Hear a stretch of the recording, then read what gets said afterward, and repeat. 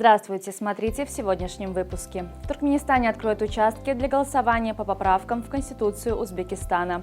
Европейский банк реконструкции и развития приглашает женщин-предпринимателей из Туркменистана в менторскую школу.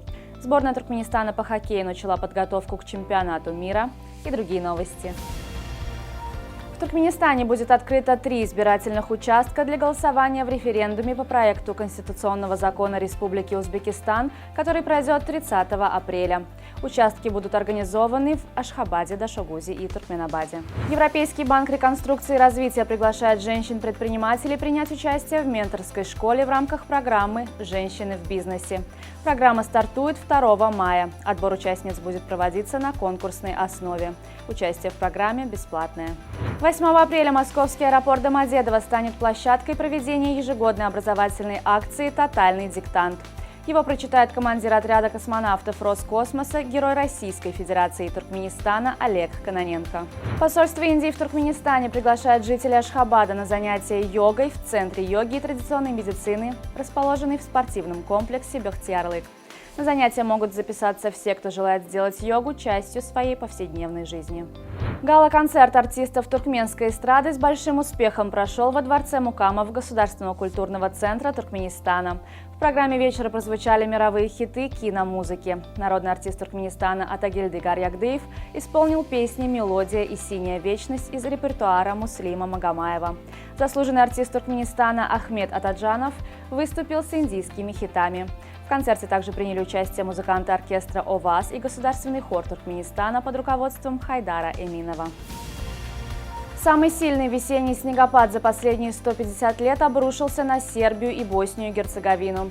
В городах из-за снегопада пробки, а в горах снегом завалены дороги. Коммунальные службы работают круглосуточно, объявлен красный уровень опасности. Общественный транспорт практически не ходит, а таксисты отказываются брать заказы в районы, где дороги еще не очищены от снега. Компания HBO сообщила о скором начале съемок очередного приквела сериала «Игра престолов». Сюжет будущего фильма посвящен истории завоевания Вестероса Эйгоном I Таргариеном. Хронология событий примерно 300 лет до начала основного повествования. В настоящее время HBO находится в поисках сценариста.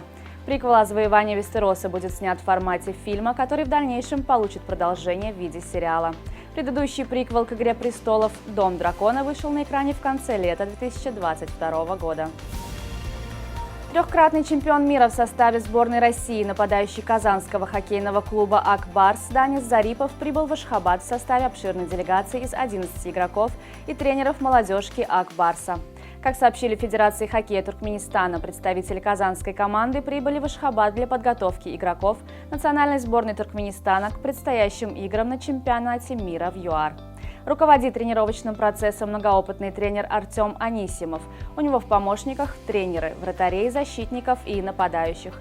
Кроме того, своим опытом с хоккеистами сборной Туркменистана делится легендарный Данис Зарипов. ФИФА лишила Перу права проведения юношеского чемпионата мира по футболу 2023 года. Такое решение было принято из-за неспособности принимающей страны выполнить свои обязательства по созданию инфраструктуры, необходимой для проведения турнира, говорится в заявлении ФИФА. Турнир должен был пройти в Перу с 10 ноября по 2 декабря 2023 года. Новый организатор турнира будет объявлен позже.